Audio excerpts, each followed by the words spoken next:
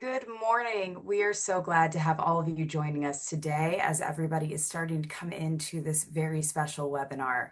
I am the Executive Director of Bright Stars of Bethlehem, Tracy Ortman, and I'm so pleased to invite you all in today. As you know, we will be talking about Beyond Bethlehem, what our Dar al-Kalima graduates have been accomplishing since leaving the school, what was so important to their careers and their lives being at Dar al-Kalima University.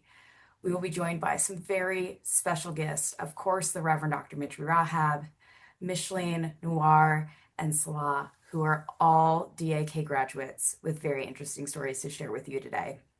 A few housekeeping reminders before we get started. This will be a recorded webinar, so you will see it sent out afterwards as well in case you want to go back to any particular part. We are raising funds for scholarships at the university. And for additional support, we have a $75,000 match that you can help us reach today. We are $45,000 away from completing that match, so we encourage you to give generously today or afterwards. You will see a link in the chat. The chat is also where you can type any questions throughout the webinar. We're going to try to get to as many of your individual questions as possible at the end of this webinar in the time allotted. We do want to be respectful of your hour of time today. I would love to take a minute now to introduce our very special visionary leader, Reverend Dr. Mitri Raheb, the leading Palestinian theologian of our time, the president and founder of Dar al-Kalima University, our founder, the author and editor or contributor of over 54 books in 11 different languages. I'm very pleased to welcome Reverend Dr. Mitri Raheb.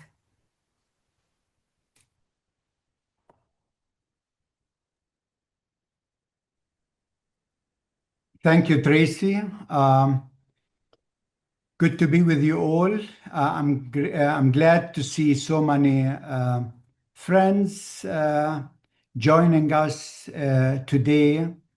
Dar al-Kalima is the first and only university in all of Palestine with this special focus on arts, culture, and design.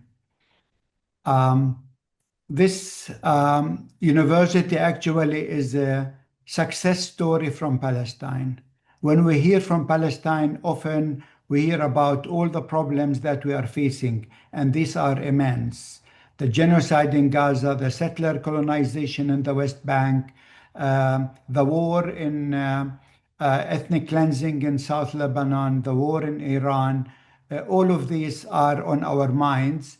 But today we would like to focus on our graduates. Here you can meet actually the graduates of Dar al-Kalima to hear from them how Dar al-Kalima had an impact on their life, on their career, on their future. And I'm really thrilled to present to you today 3 graduates from 3 different cities. First, we have Saleh Tamimi. When Saleh arrived at Dar al-Kalima University, he found more than a film program. He found his voice as a Palestinian storyteller. Since graduation in 2018, he has worked on numerous film projects, including the Oscar-nominated short film The Present, helping bring Palestinian stories to audiences around the world. Saleh comes to us today from the city of Hebron. Second, I would like to introduce to you Mishleen. Mishleen made history as the first graduate of Dar al-Kalima University master's program in art therapy. Today, she combines creativity, healing, and education as a faculty member who is helping shape the next generation of artists and designers.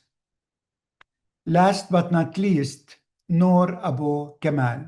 Nour is a filmmaker and colorist whose work has been recognized on international stages, including projects connected to the Oscars, Cannes Film Festival, the SXXW London. Today, he's the top professional colorist working in the West Bank.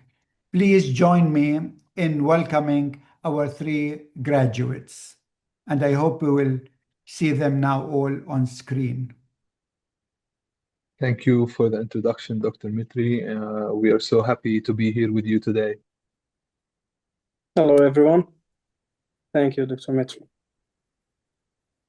Hello, everyone. So I will try to have a discussion together just to give our friends an insight into your life, into Palestine, into Dar al-Kalima, and who you are.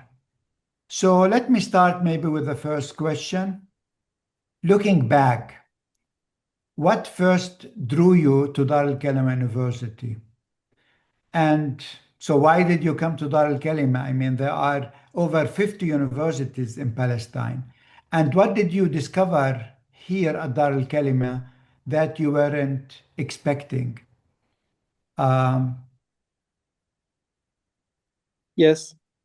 Okay, Saleh, you can Yeah. start, please. For me, because I started study at Dar al-Kalima in 2012, it was the only university in Palestine where I could study filmmaking, and filmmaking had always been my dream. I grew up in family involving in films and press and media work, so I was surrounded by cameras, stories, and production since I was young age. And going to Dar al-Kalima allowed me to transfer the childhood passion into a professional career. Yeah. Saleh, and from Hebron coming to Bethlehem, was that like a big change? Yeah, very big change actually. To introduce myself, my name is Saleh Tamimi, and I'm from Hebron, oldest continually inhabited cities in the world. And study in Bethlehem was like a new experience for me, and a big change in my life. Mishleen. Okay, so what drew me to Dar al-Kalima was that it felt really different. For my BA, as I took a bachelor in interior design from Dar al-Kalima University also, I was looking for a place where art and design were really taken seriously, not only as a skill, but as a way of thinking and expressing identity. So Dar al-Kalima was one of the few places where I felt the environment was calm, creative, and truly focused on the arts. I chose interior design because I was drawn to the visual and creative side of design. And over time, I became more interested in the emotional and psychological side, which is how space can make someone feel safe, calm, and maybe connected.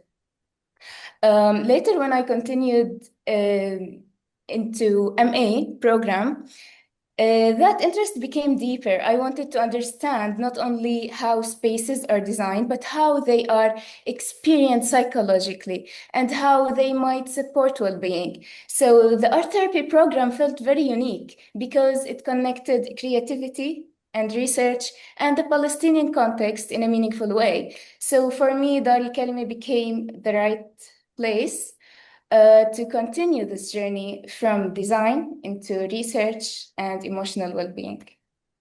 So, so actually, the film program that we offer at Dar al-Kalima is the first and only one in Palestine so far, and the art therapy that Mishleen was talking about is also the first and only so far in Palestine. We move to Nour. Nour, your story. What brought you to Dar al-Kalima? Well, Dr. Mitri, growing up, I always knew I wanted to become a filmmaker, actually. And when the time has came, I was I'm Gen Z, and Gen Z, us people, we feel like nobody can fool us. So everything we think about, everything we hear about, we go and immediately Google it. So I was doing that, and I was seeing all these film schools around the world, in Los Angeles, in like the major uh, cities in the world that does film, where the industry of film is booming.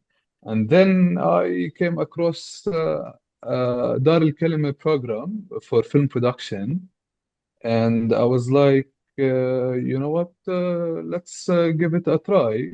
It's Why should I live where I live? It's 7 minutes away from my house. I looked at the Dar al-Kalima program that it offers, and I knew immediately that it competes with literally every single program I saw. And I signed in, then I fell in love. Actually, also your brother then also was at Dar al Kalima in another program. Oh yes, Kamel, my little brother, he also studied interior design at Dar al-Kalima, uh, which we felt like Dar al-Kalima matches our energy. We met a lot of like-minded people there, and then we stole him into the film industry. Yeah, you hired him basically later. This is great. Also success stories, and I know your mom is a big supporter of Dar al Kalima, so we really value that very much. Um, I think our viewers would like to hear from each one of you. How did your education at Dar al Kalima help shape the work you are doing today? And maybe we can start with Mishleen now. My education helped me grow into two directions, as an interior designer and later as an educator as well as art therapist. It taught me to look beneath the surface of things. Let's say for design, it's easy to focus on an appearance, visual things, colors, materials, like layout. But my studies helped me to ask deeper question, where how does this spaces make people feel? Who is the serving? What kind of experiences does it create? So this way of thinking shaped the way I work with clients. It also shaped the way I teach my students. I try to encourage them to think critically, to let's say ask why they are making certain design choices, and to understand that design can have social, emotional, and psychological meanings. And my MA studies in art therapy deepened this even more. They helped me connect interior design, psychology, research, and well-being. Personally, it made me more reflective, more patient, and let's say more aware of the responsibility we have when we create spaces or experiences for others. Um, um, Micheline, maybe can you tell us a bit more about what you are doing right now with this combination of design and art therapy, which is like a unique connection, because many people might not see a connection there. So can you give us like maybe one example uh, of things you do? Yes, a lot of things I do, like art therapy workshops, and how I connect, let's say, design and art therapy. Maybe if you see a few images, if we could share. I did just last week a workshop about the, okay, I did a workshop about furniture inspired by emotion. But okay, these pictures are different. Where this is about my MA thesis. It's about the 3D immersive interior design and exterior design to enhance and support anxiety symptoms. So I did this research and designed many spaces and tried to create an intervention, two sessions intervention, and for undergraduate students, interior design students, and many other students. We experimented how these, let's say, visual and digital design can affect their anxiety level. So the intervention we saw pre and post, and it was very helpful that the students were very relaxed and the tension was relieved. And we saw this in many classes and with other teachers and other classes. So they were feeling very well after the sessions. So, I mean, maybe this is a good example, actually, also how Dar al-Kalima is using actually the latest technology available to enhance the work of our student, but also research, really state-of-the-art research in this very new area in Palestine. I will move then to Nour, and would like to hear from him actually how the education at Dar al-Kalima shaped what you do today. And I know you are doing also great work in Ramallah. You are muted, Nour. Here. Well, when I was studying film production at Dar al-Kalima, I specialized in cinematography. And then I got into something that we call color grading. It's like the finishing of the films where, where it's like the cherry on top for films, where we fix color grading, where we fix the colors of images. Whenever I tell someone I am a colorist, they immediately think I am a hair colorist, for example. Um, but the easiest way to describe color grading, it's like Instagram filters, but on steroids. Here you can see a picture of me in the studio where we were working on a film. And basically, the reason why I'm doing what I'm doing today is because I believe that our narrative is the only thing that we still have control of, and the Palestinian reality exceeds any sort of imagination, really. Because whenever I have friends from abroad telling me, "Hey, Noor, how's things in Palestine? Is it true the things that we see in the videos?" And I'll be like, "Of course it is, because there is like no way to fake it, or like, because I see it in my own eyes." And maybe like one of the deeper reasons that I got into color grading specifically is growing up, whenever I was watching films about the region, I would say, they always give them a dystopian look where everything looks yellow and it's like looks like the Sahara, the desert. But in reality, whenever I look outside of my window, it's full of trees and green stuff. I was like, you know what?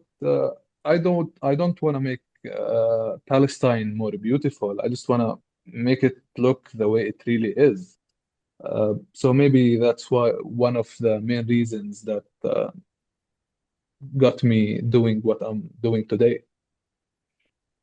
And I think, Noor, this is really very important because at the heart of Dar al-Kalima is this idea of decolonization. Because it's not only the land of Palestine was colonized, but even the imagination of people abroad is colonized. And I think your idea of what you call coloring Palestine is trying really to deal with this and to challenge this imposed image on Palestine that at the end of the day actually is a colonized idea, which helps again Zionism in their narrative. And so I guess what you are doing is so important. And I think we can say that maybe if you are not the only one, you are the top colorist in Palestine right now. Well, sadly and luckily, I'm the only one who maybe would introduce himself as a colorist, because Yeah, it which goes is, both ways. There is a good side and a bad side. but we are proud really of what you are doing, and I think your success story, your achievement, but also you found the niche that you really wanted to make a difference in, and this is very, very, very important. Saleh, I know your degree helped you to work as a filmmaker like 7 to 10 years. Can you tell us a bit about this time, what you have done in the all of these years? Yeah, actually, Dr. Mitri, after I graduated from Dar al-Kalima University with the film degree, film production degree, I started working in films and in Palestine with as second assistant director, first assistant director, and in Palestine we don't have this many films that we produce. We have small, like we don't have very big production in Palestine. Only we do like for art and for culture and to tell our stories. And one of the films that I worked in, I worked in the present film, which directed by Farah Nabulsi, was nominated for Oscar. And my experience in this film was like I worked in really and a real film and with our reality, with our life, and we make stories and we make films how we really live in Palestine. Because to tell our story, it's not easy. To tell the Palestinian stories is not easy. And after that, I started working for a few years with the international organization, including USAID, for 3 years. But after that, in 2016, the USA government, they cut the fund from Palestine. And so I had to start other business to, and Corona comes, and so I have to work something in my hometown in Hebron. So I start to run a restaurant and a hotel in Hebron. Saleh, I think for our viewers and our friends who are watching us, if they haven't seen the film The Present, which also won the BAFTA, which is like the equivalent of the Oscar, the British equivalent, they should see it. It is also available on Netflix. And I think the fact that USAID cut the funding for Palestine, as you can see, has affected even our graduates. But our graduates are very resilient, so they don't give up. And Saleh, actually, what you did was to take over a hotel and a restaurant that was abandoned for 3 years, and you had a business idea and you wanted to run it. It is a hotel with 20 rooms, I heard, and like 50 beds, and you employed even few of our culinary art graduates in the restaurant. Yeah. Actually, for me, that like people ask me how I moved from filmmaking to hospitality. In filmmaking, you tell stories. In hospitality, you create experience that become part of people's stories.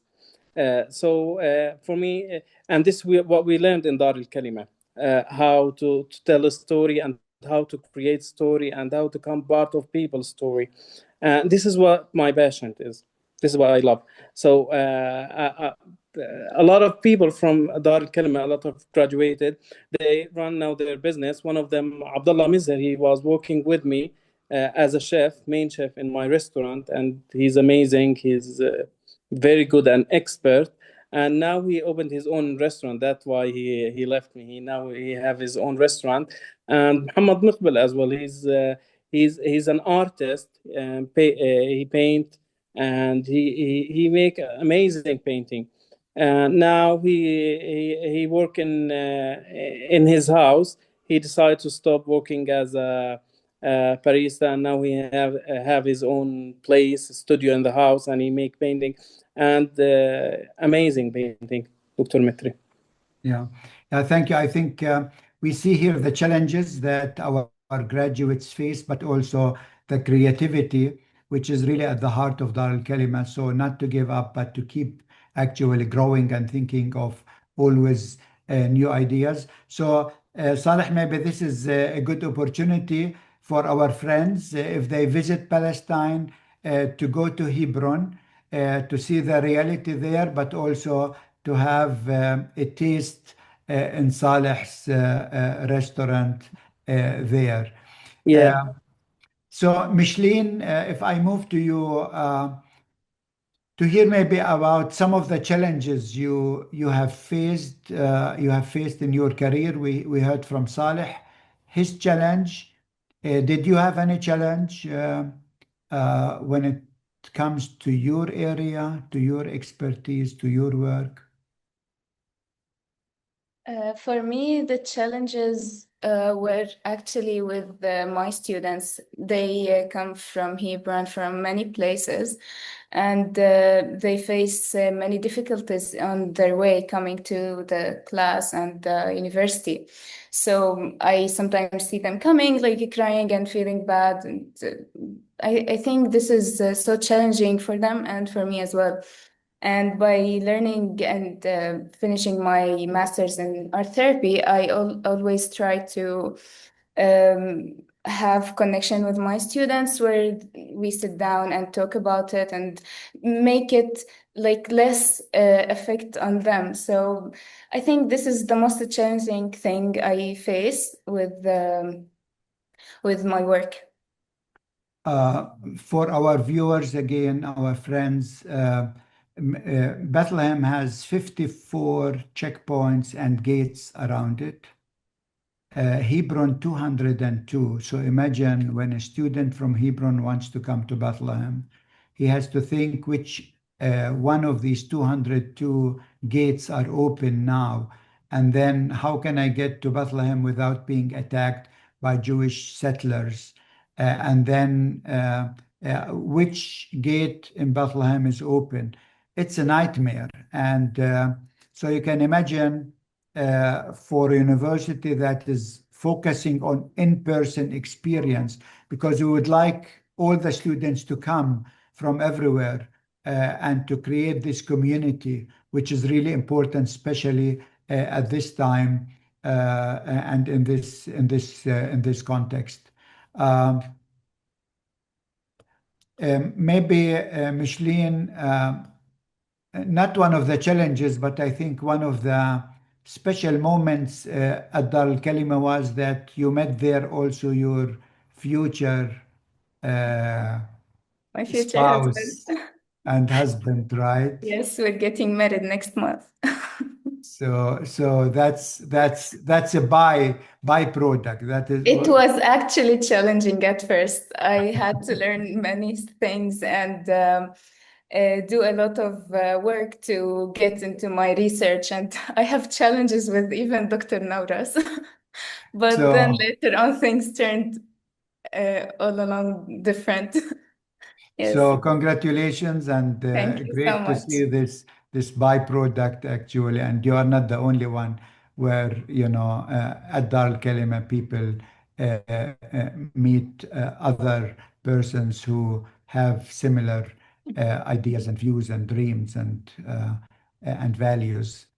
Definitely. Nour, your challenges that you faced. Well, I would say the biggest challenge for us filmmakers and film students in Palestine would be just like how my colleague Saleh mentioned earlier, that film in Palestine is still a scene. It's not an industry yet because of everything that has been happening. And by when studying in Dar al-Kalima, the teachers and lectures that we had were actually working filmmakers that lived and went through the same challenges that us now are going through. So they kind of taught us the best way to avoid it and to make it happen in life. Uh, you know, filmmakers here, since it's not an industry, it's not like you're gonna have an investor that is gonna pay some money now and make money later. Uh, we have stories that we want to tell, and filmmakers here always seek for people around the world who believes in the same stories. So I would say maybe that's one of the most challenging things me and my colleagues go through. Um, Also, like in real life, you can't imagine how many times we had to hide camera cards when we were shooting our films when we were students. Because, whenever we are shooting, an occupation SUV comes near us, so we have to hide the cards. It's not like we were shooting or like filming anything that is unsupposed to be filmed. It's just there is a high risk that they would take whatever we shot that day.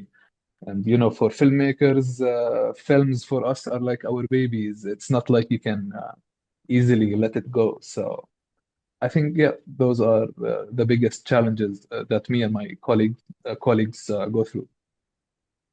Noor, one of the things, it's not maybe the challenge, but I think this is one way how you deal with these challenges is that you were able to create a community between you and your colleagues and the other graduates who graduated from the filmmaking.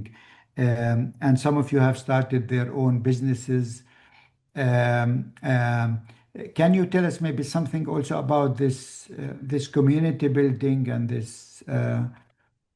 Right. So the most amazing thing that I would say me and my colleagues agree on that we got out of Dar al-Kalima is that we got to know each other, us filmmakers. So now, like, we hire each other. So let's say X got a project and he needs people to work on that project. So he hires me and my other colleagues. I do the same. So it's like a fully functioning cycle that is working on its own. Uh, without these, I think nobody of us would uh, work, like our older colleagues, our families are open because of this. That person gets a project, he needs help, he hires the others, and it keeps cycling around, I would say. Um, so yeah, we kind of like we were trying to make it work. So Dar al Kalima brought us all together, gave us the experience, and gave us the connections, and boom, go do you. Yeah, and it's great to see like I think nine of you has worked together also on this film that was nominated by Jordan for the Oscar. All that is left of you. Right, by Shirin Daibas. We worked, yeah, a lot of, like me and my colleagues worked on the film All That's Left of You, that has been submitted by Jordan to the Academy. It was a really great experience. Actually, if you go like to most Palestinian films happening right now and you check the credits, most of the workers there are Dar al-Kalima students, believe it or not. I've heard that No, I if believe it. I believe it. I hear that like if you go and apply for a interview like for a job here and whenever they see on your CV that you graduated from Dar al-Kalima, you immediately skip the interview. So no, we are very proud really of all of you. It's amazing, amazing work that you are doing. Um, You know, in the US and in Europe now, art, film, and so on um, used to get much more funding from the government, etc. Now, lots of the funding is going into IT and into virtual reality and and these kinds of technical stuff, and less funding is given for arts. And so sometimes people feel art is a kind of a luxury. And of my friends sometimes ask me, why do Palestine needs art, culture, and design? Is it not a luxury? I mean, people who are living under occupation, maybe they need some humanitarian assistance, maybe some food, but why art? And I guess this answers the question, why Dar al-Kalima? So it would be great to hear from you what you think. Nour, if you would like to start. And I mean, I can totally understand for a lot of people that live, in the West, that they would consider art as being a luxury. But for us, people who live under occupation, art is, I would say, the best way and one of the only ways that we can express ourselves. So that's why we run to it. It's not a luxury at all. It's even like choosing an art career is very risky here, but we still do it because we believe it's for a bigger cause. so art, culture, and design are important actually in the nation building of Palestine to communicate our story as we want to tell it, but also to tell the reality as is, um, but also to build the future of Palestine. Mishleen, what do you think? I think I would like them to understand that education in Palestine is not a luxury. It's a way of protecting identity, building future, and giving young people the tools to create, lead, contribute. Supporting education means supporting continuity, dignity, and possibility. That's, I think, what Uh, is it? yeah, the role of education, and I think our Palestinian people learned after the Nakba in 1948 is that you can lose your land, but one thing you cannot use is your education, uh, the knowledge, the skills that will keep you going and even to rebuild what has been destroyed. Saleh, anything you would like to add in this Yeah, regard? yeah, I believe yeah, some art is luxury, Dr. Mitri, but I think يعني I understand why people may think that art is luxury, especially when they see the challenges we face in Palestine. But when I worked in filmmaking in the present film, I saw how one film could reach audience around the world and help people see Palestine not only through the media and headlines, but also in cinema and theaters. Uh, so no, I don't think it's luxury for Palestine. Art is from education, and it's our hope. Yani art for me, it's our hope because I think I want to show you my house. This is art. This is our art. It was built before 260 years. This is my home. Yeah, by my family who lived for 1,000 years here. Yeah, this is my house. Yeah, this is art. This is our art. This is the Palestinian art. So if people think I live in this house, this is luxury. This is us. This is the Palestinian. This is who we are. So, I mean, this is indeed Palestinian heritage. And wow, to know that it's 260 years old, this is older than the United States that is celebrating this year's its 250th anniversary. So we will be celebrating your house now and we should have a film about that, a Palestinian house that is older than the United States, and I guess many homes in Palestine are. I grew up, and we still have that home that is exactly look like your home, which is That's beautifully. actually our identity. So that's how us as interior design, we need to show our identity by these designs, the old building, the heritage, how we take care of these elements to, let's say, support our art. So I think art is the most thing that needs to be supported. Of course. Indeed. And I think this heritage right now is actually threatened to be erased. We see that in Gaza, all historic buildings like your house, Saleh, were destroyed.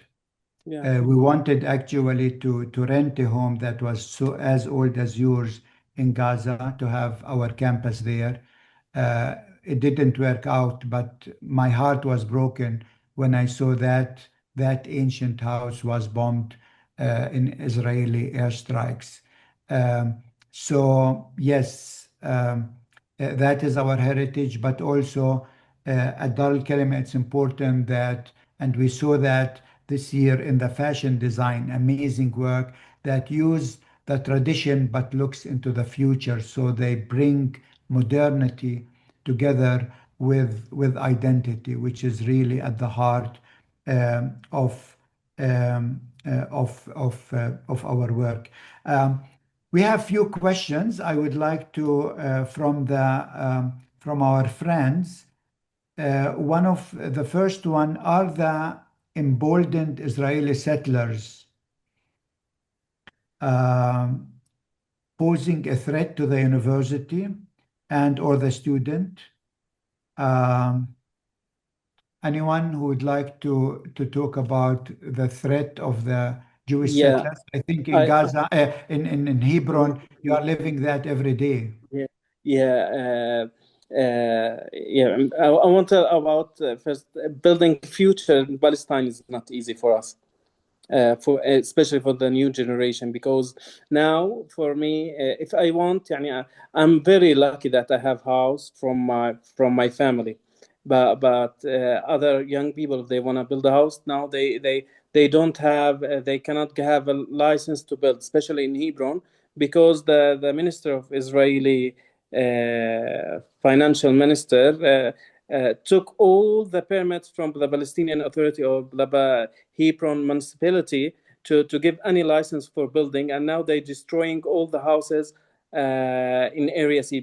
Of course, if you don't know, in Hebron we have area A, B, C, H1, H2, which is the Israeli like area A for Palestinian and Palestinian Authority, but they control it. B, they control everything. C, the people can walk, but they control it. So if you build in C, they will destroy it. B, they will destroy it. Now in A, we have to take the license from the Israeli office, which is always closed. And if you go and pass to there, maybe they may will shoot you. And you will die if the soldier think he didn't like you or.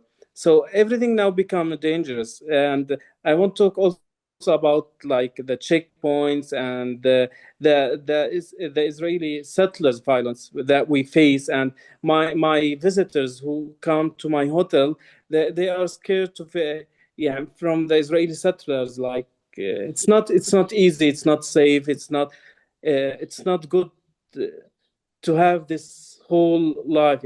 We live this every day, we see this every day. Well, Yeah. as someone managing a business, I experience this challenge directly. Yet every morning we open our doors, we welcome our guests, and we continue investing in our community in the end. Yeah. And we continue believe that tomorrow can be better than today. That's for me is hope, and that's what we learned in education and in Dar al-Kalima. So, Hope. our tagline is hope is what you do, and you are doing hope in Hebron, in one of the most difficult cities in Palestine. So we are really commend you for that. It's an amazing work, and this resilience keeps me going when I see that. Nour, would you like to say anything about this question?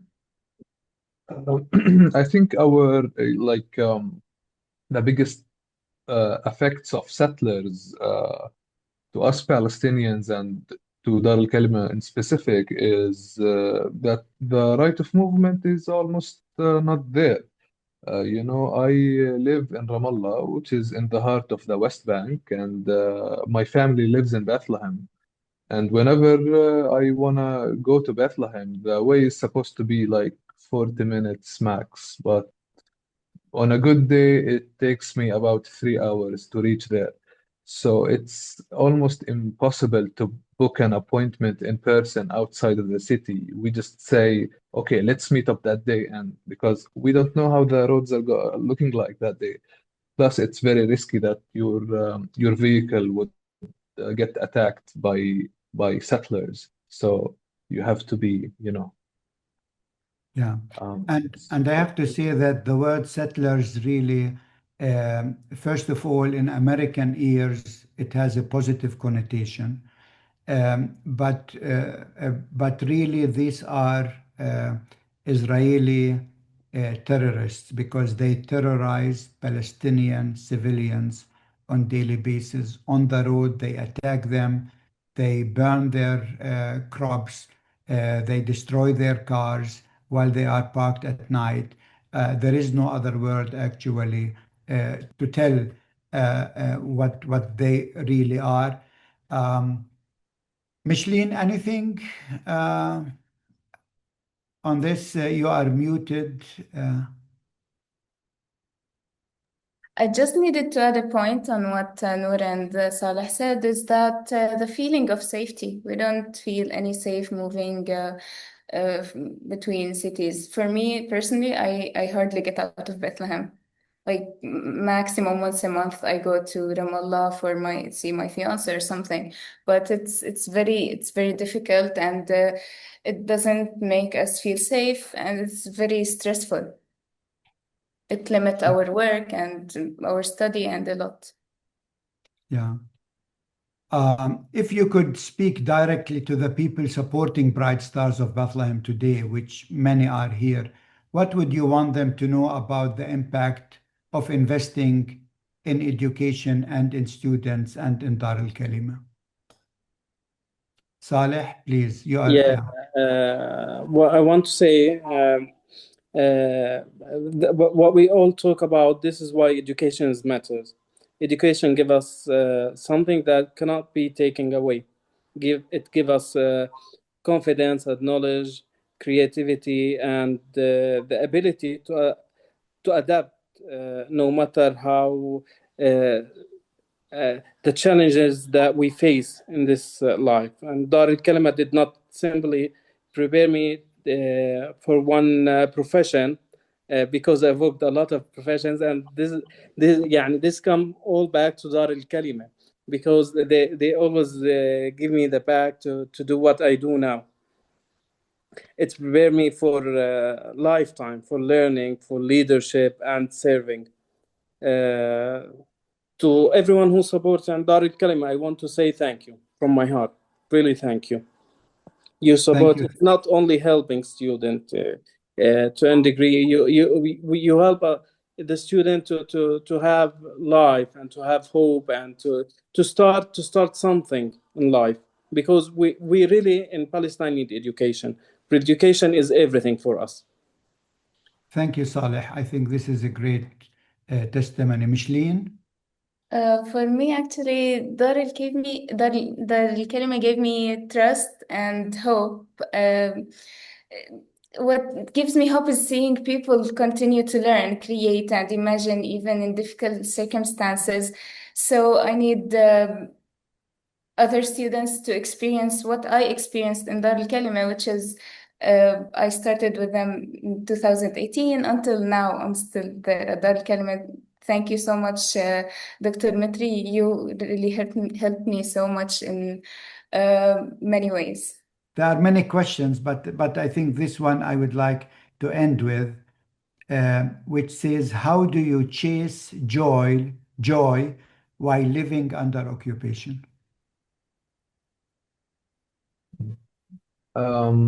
I think we try to find the joy in the smallest things possible, within the smallest things. We find joy in our families, in our universities. That's where memories are being made, and we truly believe that protecting our identity is one of our biggest missions in life, and I think we find joy in that, in doing so. Yes, Mishleen? and even though we find so much challenges and a lot of circumstances that we sometimes feel very bad and feel very down, but we still, these challenges give us motivation to learn, to go to work and to do many stuff. So, yes, that's how we find joy, by creating stuff, seeing our work and our projects going in many places worldwide. And even under occupation, we fall in love and we decide to marry and we build a home and the family. And this is part of the resilience. How this is one way how you chase joy, I guess. Exactly. Saleh, one last word.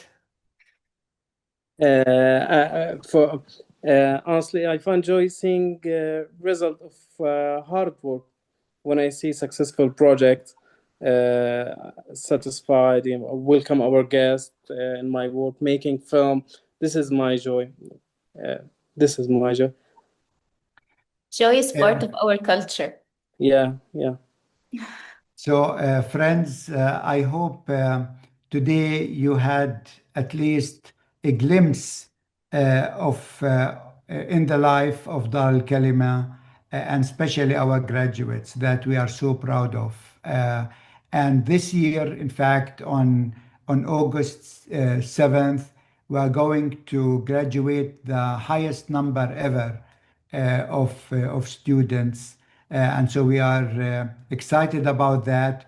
And we hope that the situation will get better so that many of you will come to visit us, to go to Hebron, to have lunch there, to see the amazing work that Mishleen is doing with the students, and to meet Nour and the community of filmmaker in Palestine, and to hear of the amazing work that they keep doing. So, friends, keep doing the great work you continue to do. You make us proud all the time. God bless you, and we keep in contact anyhow. And with this, I give the word to Tracy. Thank you, Mitri, and thank you so much to the three of you, Nour, Mishleen, and Salah. You inspire the work we do. We are so glad to be here to support and walk along with you in your journeys, in your futures. As we're wrapping up our webinar today, I want to remind everybody who is here that there is a QR code available and a link to continue donating. As we've mentioned, right now for our Beyond Bethlehem campaign celebrating our graduates and our students, we have a $75,000 for dollar match. We still have about 44,000 to go before we unlock the entire match, and I know we can do that together. We have around 46% of our students that are getting scholarships above and beyond regular tuition assistance. So we could really use your help in this. Again, thank you so much for joining us today, for being a part of this hope. As Mitri said, hope is what we do. As you are leaving our webinar today, we just, again, thank you so much, and want to remind you to watch for the recording and share it with as many people as you think of, your friends and family, so they can hear the amazing work that is happening in Palestine and the hope that our graduates are bringing to this world. Thank you so much. Thank you. And bye-bye, everyone.